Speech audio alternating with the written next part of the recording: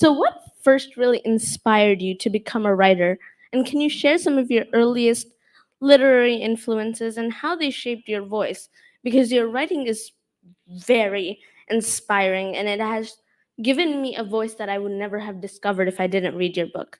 So, I want to know how this journey really got started. Yes, well, Ayati, I grew up in Rhodesia, which was Zimbabwe before independence. It was a British colony. I grew up in the 1960s. And I remember reading a lot, but I never read about girls like myself, families like my own, people like me.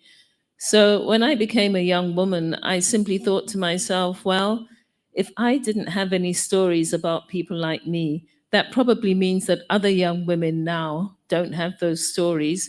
And since I like writing, let me start writing the stories.